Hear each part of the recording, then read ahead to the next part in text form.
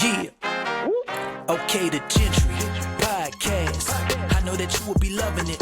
We here to break it down so that you start to understand your local government. Who are the leaders?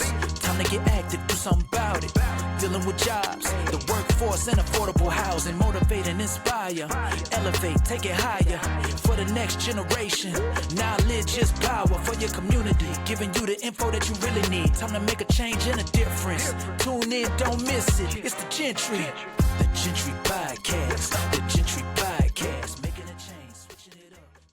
Hello, this is Jonathan Mason, and you are back with the Jentry Podcast. Today, I have an incredible guest. Oh man, I have Dalton Rice, and he is the city manager of Kerrville, Texas. But he is more than that. He is a husband, father of three, and I don't even know if I'm allowed to say this. Am I going to get in trouble? But also special forces. Back in my day. I just don't want you to hurt me, but I am so thankful that you are here. Your background is incredible, the different things that you've done, but I want us to just pause and say thank you for being here. So I really appreciate that, Dalton. I really appreciate the opportunity, man, and look forward to sharing what I can. Well, thank you. Looking at your background, you've done so much. You've done everything from, like I said, special forces to even being in healthcare to now this is the second stop in municipal government. Can you kind of give us your background? Did you know you want to get into municipal government when you were younger? Did you know you want to go to special? Like, who is Dalton Rice, and how did this come about? Yeah, I don't think Dalton Rice knows who Dalton Rice was. Man, it's funny. I have a lot of background, a lot of experience in a lot of things. We'll dive into that. But, it was kind of a really roundabout way of me saying I have no idea what I wanted to be when I grew up. No idea. And in turn, I got a really diverse background. But the one thing I knew that I wanted, I knew I wanted to go into special forces. I knew I was going to go into the military. I think what's kind of interesting about that, and, for those that have heard me talk podcasts before and kind of sharing it with, your viewers, now, I try to take a very authentic approach. My dad was an engineer. My mom was a CPA, so I'm definitely doomed. And man, when, me going in the military was a lot rebelling against what my parents wanted. I chose to go that path and I wanted to do it. So I have my own daddy issues, just like we all do, right? And so I wanted to go into the military. That was what my heart was set on. And so I got to live the dream. I did that for almost 14 years. I volunteered in a fire department when I was younger, and I thought I was going to go back into public safety. I did a lot of medical stuff in the military and got out and said, you know what, I want to go back into public safety, go back into firefighter. I was a paramedic at the time. Thought that that's what I wanted to do. Leadership was a little bit different, and it kind of got to a point to where, if I can't be the boss, then I'm going to go be the boss's boss. And so I kind of, started pursuing some other avenues. I got into the healthcare administration side, doing kind of process improvement, performance improvement, which really was kind of really unique. I still have a passion of healthcare, but I was able to see the challenges between pre-hospital care, so an ambulance, versus inpatient, outpatient care, hospital and the clinical care coordination side. I could talk about healthcare stuff. My master's is actually in healthcare. And so, yeah, I kind of did that. And as much passion as I had, the job that I had, I really didn't like. I don't know if it was just a rough period of my life, but I was going through some challenges, during that time.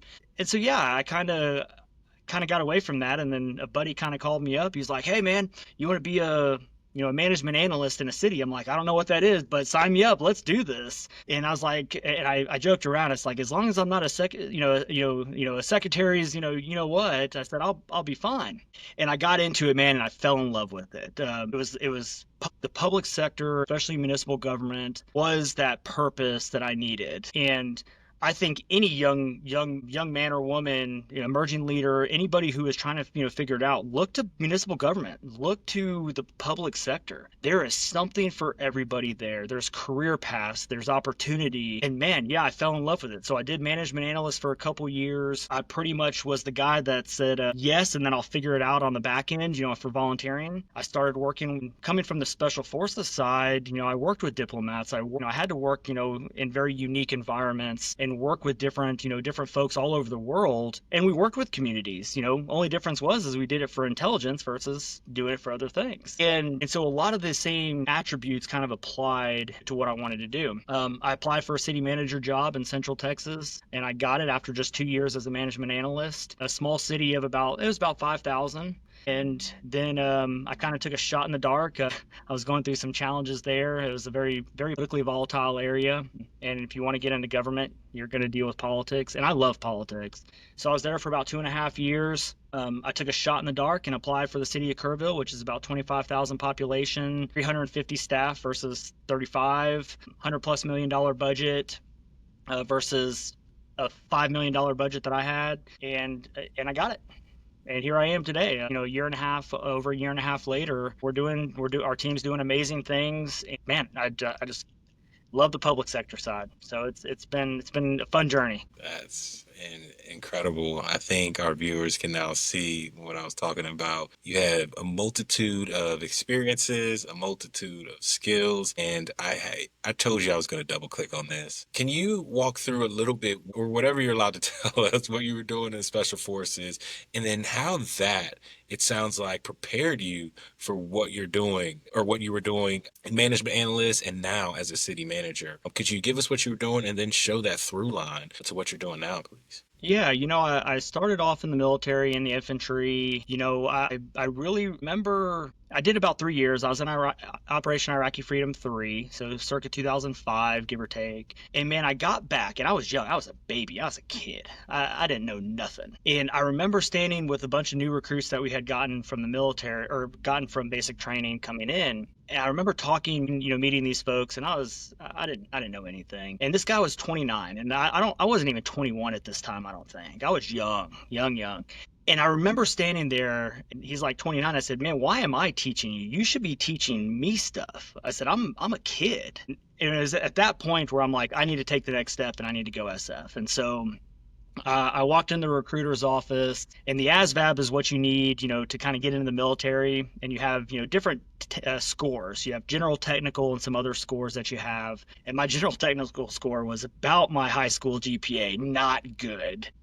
And I walked into him, and I'll never forget the guy's name. It was Booker Washington. Man, I walked in, I was like, I want to be SF. He's like, you and everybody else. He's like, what's your GT score? I'm like, 93. He's like, get the F out of my office until it's 115. I'm like, what the heck just happened? So I went and did all the training that I needed. I came back like 2 weeks later. I was like, I did it and got it. And I kind of started my journey from that point. And there's obviously a lot to it, and everybody has different stories. I think for me, the biggest takeaway, all of that is you have nothing to prove to anybody but yourself. And when you can live under that umbrella of family and community, and always trying to better yourself, and and just kind of be the calm of the storm for anything and everything that we do. And you could see see the world through the most evil lenses, but also through the most kindest lenses, if you will. Man, you see the world in a very unique place, and it's not perfect. But that alone has, I think, in all the different experiences you had, working with different embassies, working with,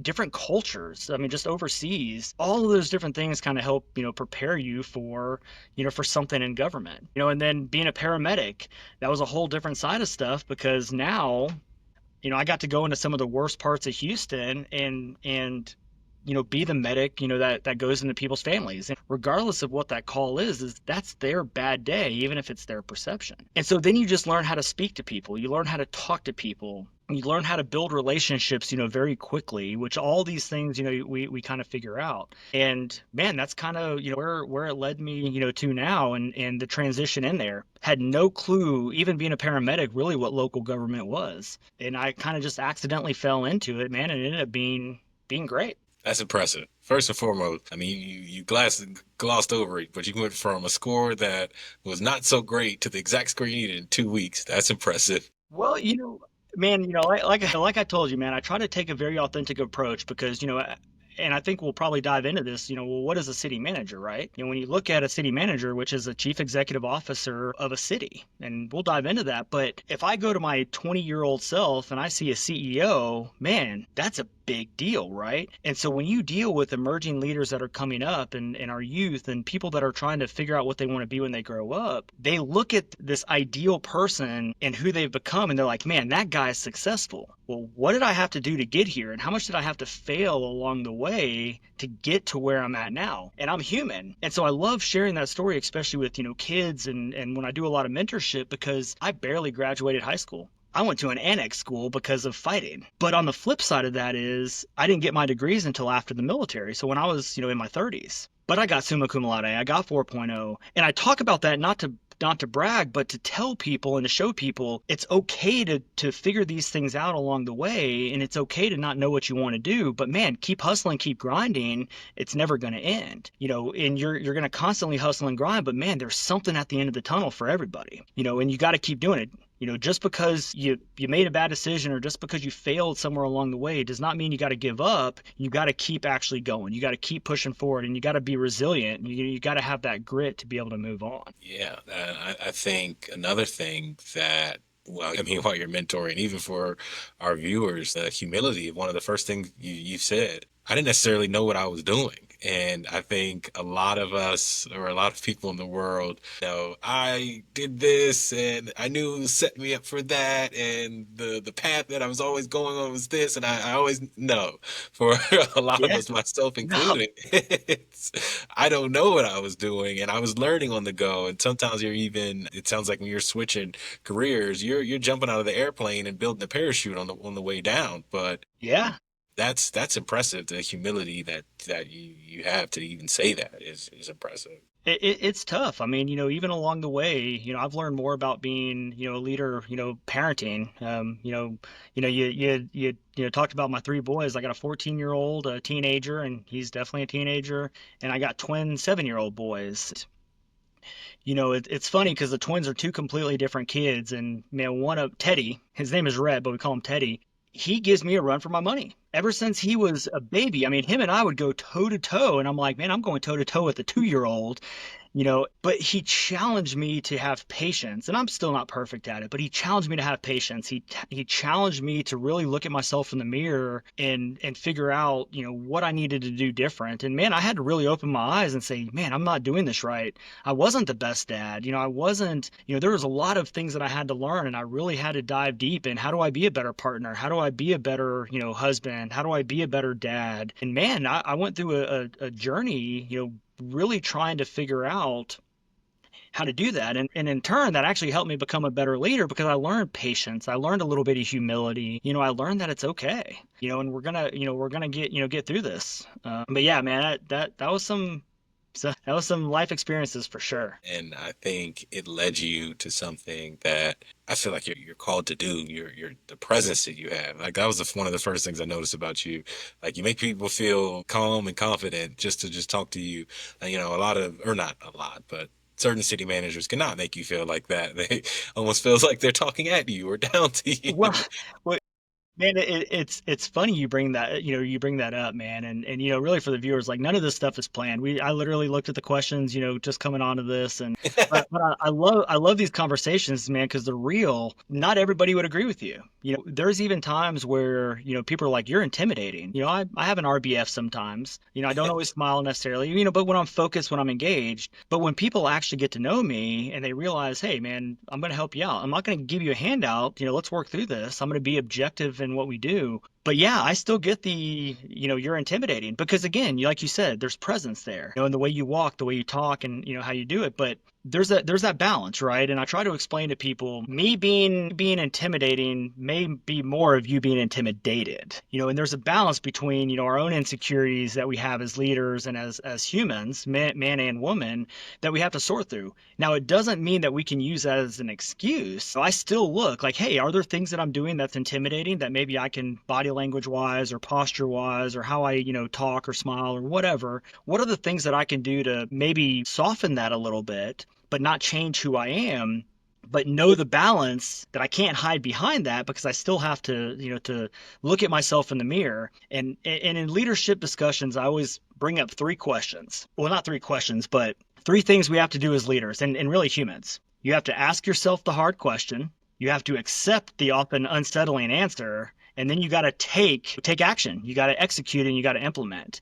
And a lot of people, including myself at one point in time, I would ask the hard question and then I avoided it. I didn't want to deal with the unsettling answer because why would I want to put that on me, right? And so I think those three things are very important that we, as human beings, in anything that we do, that really help guide us in a direction that we can make improvements on. Well, just to let the viewers know that this is truly just a flowing conversation, can you give us an example in which you hit those pillars, you asked yourself the hard question, you sat with the unsettling answer, and I believe the third one was then put action to taking the steps to change? Could you give us an example of that, either in work or in life? I know fatherhood is something I'm working on myself. So I'm actually going to use fatherhood, and I'm going to use, Teddy as an example. I would get to a point to where, man, I was just so frustrated. I couldn't deal with the crying, and I don't deal with poop anyways, but I couldn't deal with crying. I couldn't deal with some of this, and man,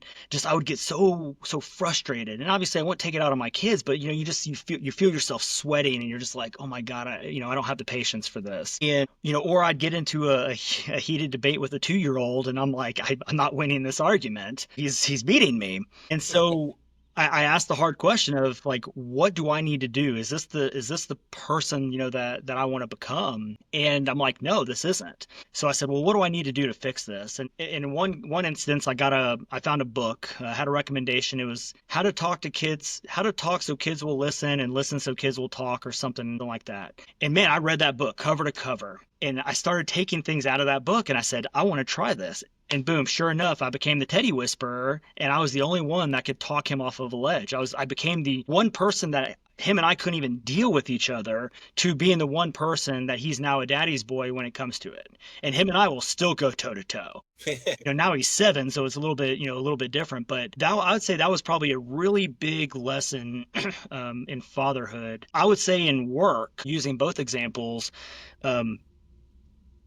coming out of the military into a world that's non-military, that's eye-opening. And I really had to dive in of, I can't do the same things that I was programmed. I say programmed. I couldn't do the same things that I was doing in the military that I do in the civilian world. It's different.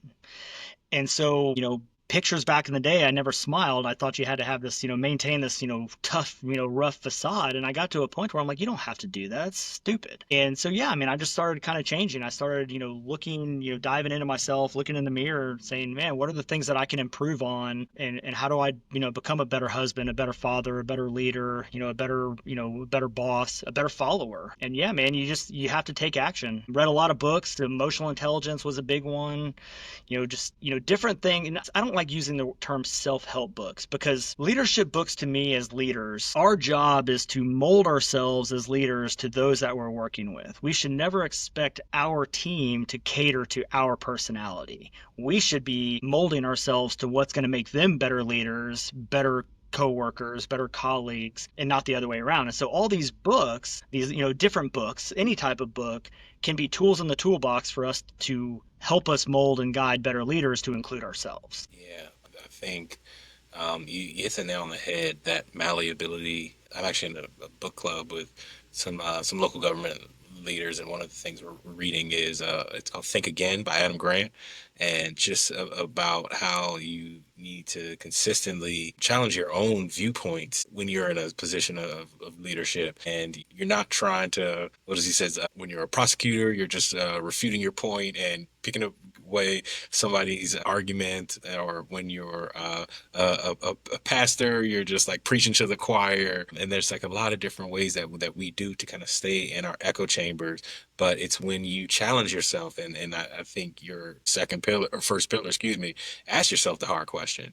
And that's when I think you can become a true leader. And, we're deep in this, but I have to ask, when it comes to leadership, treat me like a child. I always say that. What is a city manager? Yeah, I guess, my definition or how I would kind of view city manager, being a chief executive officer, we're responsible for the day-to-day of a city. Well, what does that mean? And compared to the private sector, and I like to do the comparison of private versus public. In the private sector, as a CEO, we're responsible for a product or a service or, a multitude of products or services. And our goal is in the private sector is to find that target market. And we're building a product in search of that target market for our product or service. Well, in the public sector, I'm the chief executive officer, but my target market already exists and I have to provide these services, but how I provide those services is the difference. And we ultimately, maybe a holding company is not the right word, but the parent company is City Hall. And we then have branches of different either enterprises or subsidiaries that we have to operate within the confines.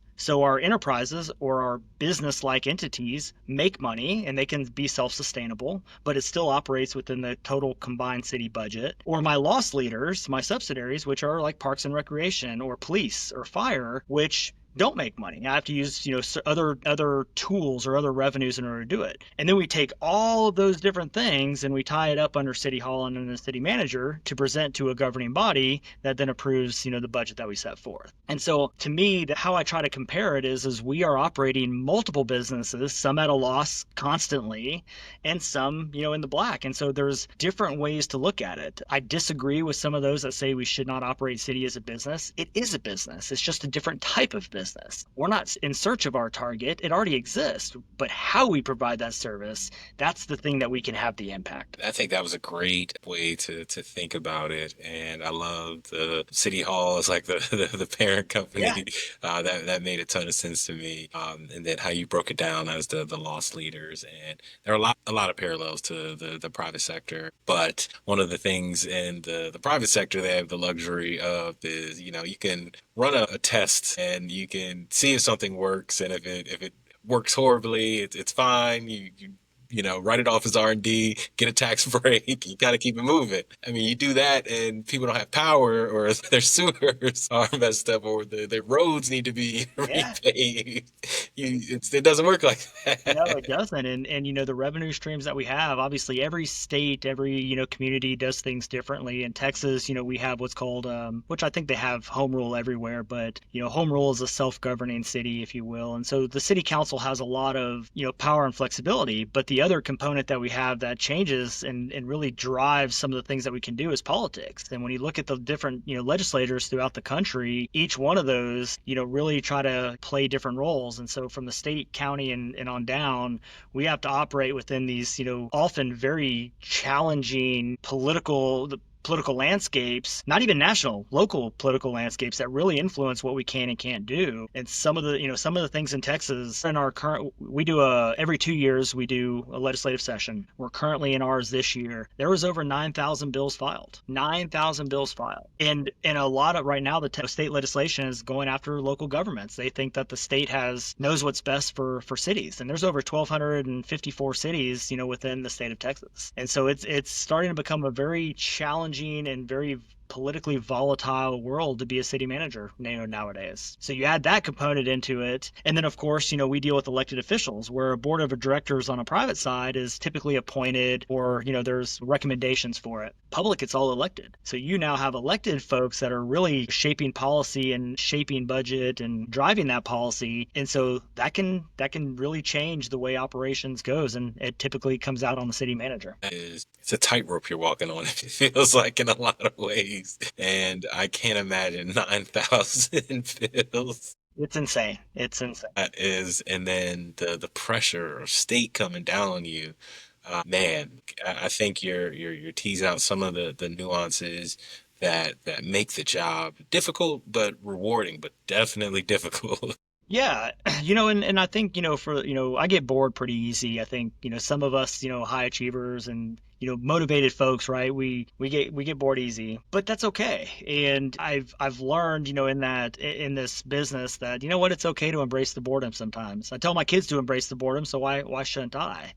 But I think that's what's great is every day is something different. Every day is something new. Every day is something challenging. And I think there's something for everybody in it, and there's career paths all the way through local government. You can be, you can start off, I call it linear versus nonlinear. I think a lot of people do. You can have a linear career path through governments. Get your master's of public administration, go through, and be, go work in Parks and Rec, or go be a lifeguard, and then work your way up and go be a city manager that way. Or you can take the nonlinear path, which is what I did, because I didn't know what I wanted to be when I grew up. And you can go do whatever you want to do and maybe find your home, in local government at a later time. And so, yeah, it's such a unique opportunity, and especially if you have a career in it and you grow up in the communities, or you live in the communities that you work in, you get to see those changes. And that's what I love about the local community politics. You're a part of that change. You're a part of that community, and you get to see those changes unfold, versus on the national level, you just really don't get to see them. And so local government, local politics, while challenging and while it has its challenges, man, it's also got so many great rewards. And I think local, is a catch-all in a sense, but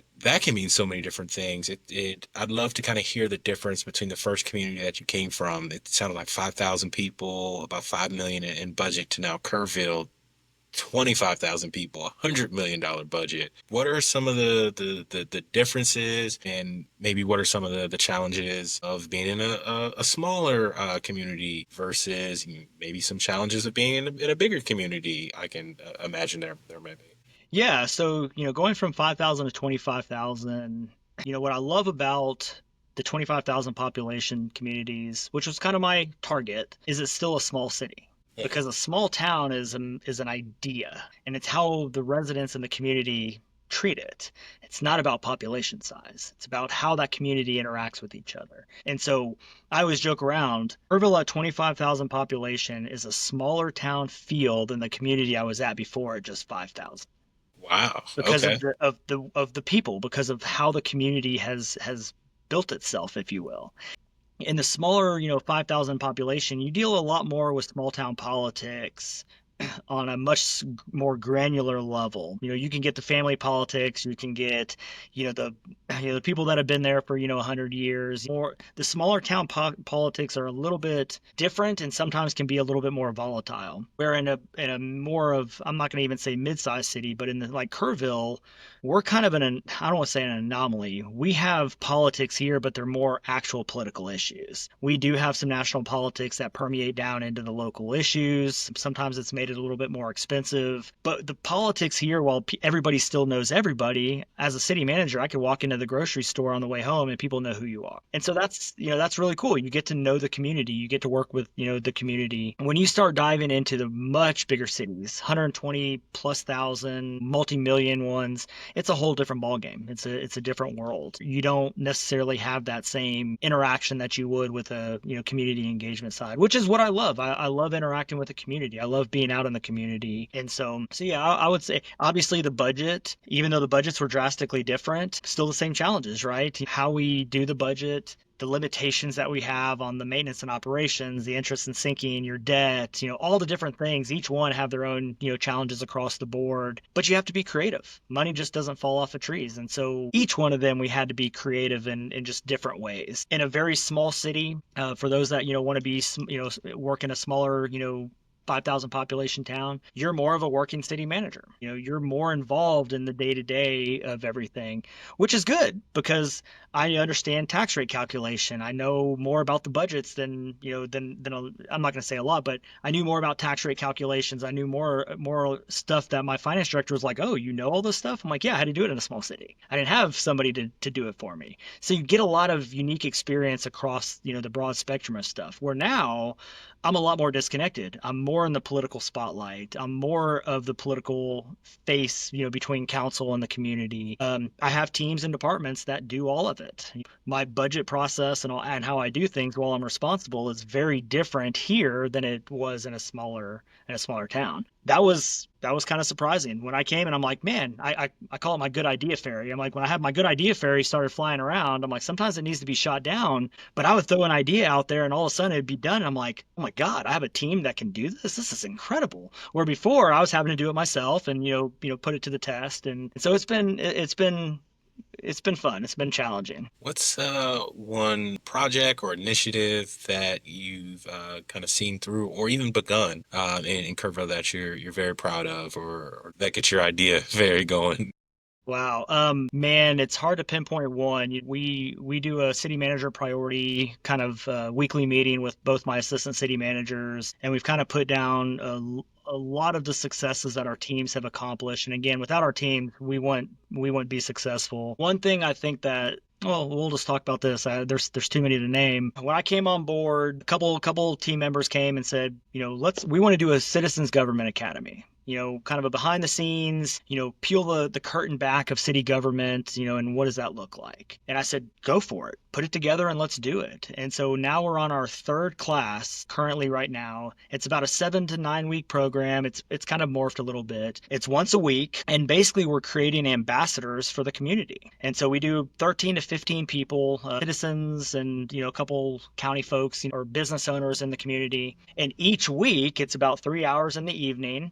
And we go into Government 101. We go into the budget of Kerrville. We go into, we do a tour of all the city facilities and take them around and let them see the water, plant and the library. We'll do a internal services day. And so for 9 weeks, they get to peel the veil back of what happens behind the scenes that makes government work. And we've had such a huge success with that, and we changed it from 2 hours to 3 hours, and people are still wanting more time because they get to see the things that are happening behind the scenes. And that was driven by the team. They wanted to do it. And I'd say for me, just allowing the team to be able to go and do the things that they're passionate about has been incredible because they've been able to accomplish so much, get things off the finish line that they've been kind of just lingering around. Man, yeah, there's so much to list. I mean, we got $90 million worth of projects going on right now. We have over 1,000 acres of parkland, that's doing something. I mean, there's so much to talk about. It really is unbelievable. It is really great.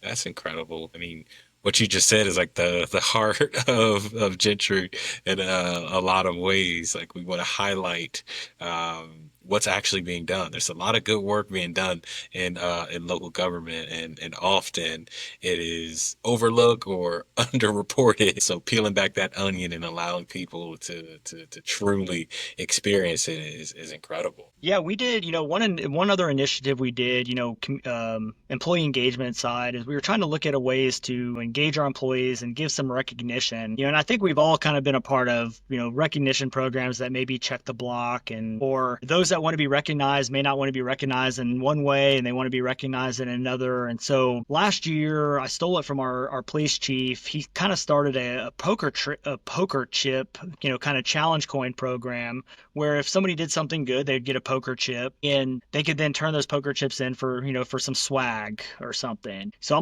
I'm stealing that idea, and we actually implemented it citywide. Wow. And so each department got to develop their own poker chip with their logo and their stuff on it. We actually got city council involved in it as well. We did win an award for a National Human Resources thing for it. And so it kind of was the opportunity to recognize those that love the public recognition versus those that want something in monetary and value. So you could either, collect the poker chip or you could turn it in for something of value. And so we're just now working on the swag and the value. We're actually trying to get the community, local businesses and the chambers involved, that could donate some stuff in there so we can do some advertising for it. But it's such a simple program, and getting city council involved was kind of cool because anytime anybody sees somebody doing something that they feel is worth it, they just give them a poker chip and boom, they can collect them. And so that's been a pretty fun initiative that we've worked on as well. That's awesome. And it's something, in a sense, is very small and doesn't take a ton out of your day.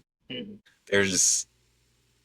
In the private sector, when I was doing strategic growth planning, like, one of the things we were talking to employees, how do you like to be managed? What's your almost your business love language? Like, how do you like to be praised? And gifts, words of affirmation, a lot of the same things. And it's like people have different parts of that spectrum, and it seems like you're really hitting that. And then I love the fact that now you're bringing in the small business community. So I really think that's very clever, and I'm sure everyone appreciates it.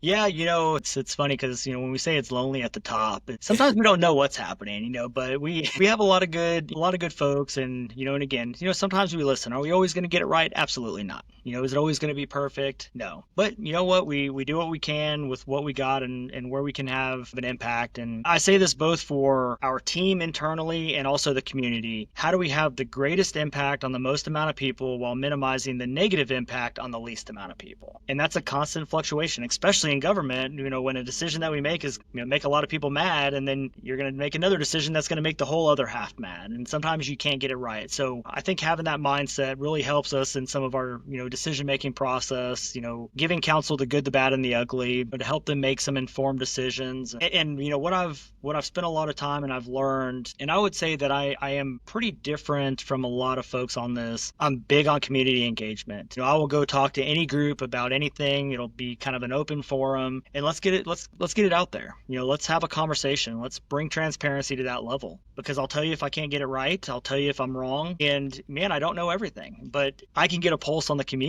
by doing that and figure out where some people's pain points are. It doesn't mean we have to make a decision on everything, but at least it gives us an idea of what we're looking at, or a direction maybe we need to pivot, because we still have to pivot. We may not be able to pivot as fast, but there's some things that we can still pivot on to try to have a positive and meaningful impact on our communities. And I think having that pulse locally and being out there, and I'm sure there are people that are, running cities that are, 200,000 plus people, and they wish they could do a lot of what you're doing and really get that pulse. And you brought up even the pulse of the national landscape. You said there are like even federal issues that affect the local politics. What are some of those, and how have you been able to, I can't keep saying it, but like walk that tightrope of understanding the political landscape, but then also making the best decision for your community? Yeah, man, that's tough. And so, two things that have kind of hit us. One, more of the national politics, if you will, less the regulations and issues. Sometimes some of these national political issues, permeate down into our communities. We're a relatively conservative community out here, and some of these extremes on both sides, right, can have a negative impact, on any community, and we're not immune to that. And so we've had a lot of money from certain areas kind of injected into this area, cause some really expensive elections, political action committees to kind of be formed, and all that being said is the only and for me, the best thing that I do and how I navigate it is I can just be honest. You're not going to always like what I have to say. I'm going to get out in front of it. We're going to have a conversation. You don't have to like what I have to say, but it's going to be objective. It's going to be with integrity, and we're going to have a conversation about it. And you may not like me after, but at least you got the truth. So that's kind of navigating the political landscape side, is have that integrity, be able to be okay with some, a little bit of conflict, if you will, but be objective about it. And sometimes that's really hard. Sometimes that is really hard to be objective in it. And that's where some of my daddy issues come in, which works out really well for me, because I can be objective to a fault. But that's something that I have to be very aware of and I have to learn from, but to make sure that I'm not objective to a fault, but I find that balance. Then the other side of the coin on some of the national issues, and I would say more recently, we're dealing with some of the changes, on the administration level, right? There's some of these grants and some of these, the money that's, coming from the federal side that's getting injected down into the communities. Some of that's in flux. Some of the economy's in flux. And so when you look at the 10-year yield and you look at some of these things with bonds and, trying to pull, debt, we have a big electric project that we're working on to the tune of $181 million. And the city owns the electric co-op here. And so that's now, we're riding the market on the 10-year yield because we're waiting to see what the bonds are going to do. It's a very unstable market right now because of some of the national stuff that's happening. Oh, by the way, the engines where we're getting these are from Germany. If we look at another tariff, or we look at some of these tariffs, that could be another $12 million added onto the project on some of these. So all of these things, we're having to navigate and kind of, work through. And again, there's nothing to freak out about, nothing to panic about. Deal with it as it comes. We pivot, we adjust, and man, we just adapt and overcome. I think it's important. Less light sometimes is shown on local government, and oftentimes I think the national landscape gets most of, the press coverage or the water cooler talk. But very rarely do a lot of people really kind of read the tea leaves and see how that trickles down and like actually affects the local government, which has a bigger effect on their life in a lot of ways. And you just, gave us a very tangible example of you guys have a large project that's probably going to bring a ton of like actual jobs, and is going to do great things. And things like tariffs or different aspects of a project can be affected by, something that's just truly national. So no, thank you for showing that. Yeah, and I think for anybody wanting to do do this job, do this position, of course I have my own opinions, I have my own views, I have my own values, and I'm never going to sacrifice those, views or values, but it is a tightrope, it is a line that, that you got to kind of balance. You have to learn how to be that diplomat. And I think, at one point in time, circa 2022-ish, I think it was 2022, I was looking at actually running for a state office. Wow. And it was kind of, I'm going to go city manager or I'm going to go run for a state office. And so I got a city manager job in 2021, and so I'm like, I don't have to do that. And in hindsight, I'm glad I didn't. Everything happens for a reason. I'd have been terrible at it. And the reason why is I'm not going to play well in the sandbox, right? I'm not going to sell my soul in order to get a bill that I want, across the line. So what I love about local government, especially on the appointed side, and to me it's a bigger challenge, is I get to walk all aisles. And so I always joke around, I'm an equal opportunist. I'm going to piss everybody off. And it really, works out because I don't let my personal views impact it. And you get to navigate both sides because, again, we're dealing with local issues, and roads don't discriminate. Libraries don't necessarily discriminate. And, the water doesn't discriminate. We have to provide these services, and it doesn't matter what your political affiliation is. These are things that we must provide for our livelihoods. And there is no political lines when it comes to those things. So how we get those done, yeah, there's a billion different ways we can do it. But trust me, it's not the politics that's going to get them done. I think that's why I appreciated what you said, separate from the politics of anything. Just how does that affect? And honestly, most people, no matter where they are politically, how is this actually going to affect my life and my day to day? And, sometimes hearing that can be very helpful. So I appreciate you showing us that. When you start to talk about the priorities of Kerrville, what are those and how have those been crafted? Have you recently done like a strategic plan, or just where are you guys got at with creating those initiatives? Yeah, so my predecessors were very instrumental in putting what we call the Kerrville 2050 plan. So there's a 2050 plan that is in place. It's got really 8 key priority areas. We have some strategic catalyst areas in there. This was 2018 timeframe. And I would say that's not necessarily our Bible, but it is really a guiding compass for a lot of the things that we do. Some of the challenges that we kind of faced with it is it got to a point when I came on board, or at least I noticed it when I came on board, that everybody was throwing things at a wall and be like, well, it ties into the 2050 plan. Let's do it. I'm like, well, is it the right time to do this? So what we did, not this May, but when I came on board last year, we brought in a facilitator, and we really took the 2050 plan and we said, okay, let's break it down into a 24-month work plan and break it down into bite-sized chunks. So city council and our senior executive team, our directors, we all went together and basically set up boards of each of the priority areas and say, let's put dots on the things that we prioritize the most. And it breaks it down into an implementation matrix. So we really took that and said, okay, now let's take the 2050 plan and break it down into a more usable bite-size work plan. And that has been really, really great. So we'll update that again in not this May, but the next May. And that's really helped kind of guide some of the things that we're doing. But the other side is we still have the day-to-day that we have to focus on. There's still a lot of things, in the water world. Public works is probably one of our big priorities, because while we're not in the desert, sometimes it feels like we're on the edge of the desert and we're in a constant drought. And so we're having to constantly manage new sources of water and stay on the forefront of everything. And so we really do try to have strategic planning. We are in the process of updating our 2050 plan since some of our housing data has changed a little bit, post-COVID. So we're trying to update the plan post-COVID. We're adding another downtown master plan to it. And so a lot of great things moving forward on how we're trying to identify it.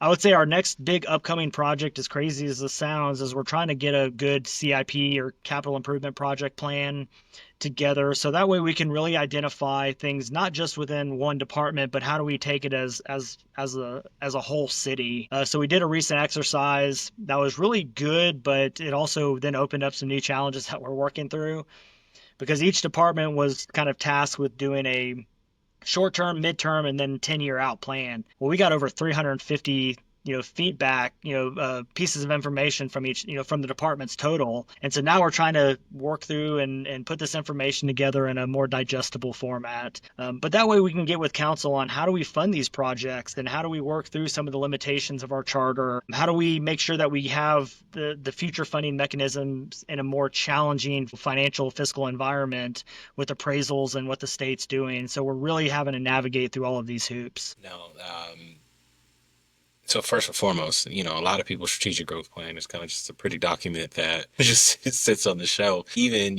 with your predecessors, it sounded like that wasn't the case. No, not at all. But now it's even coming to a point where you're bringing more specificity and action items and really, preaching and utilizing execution.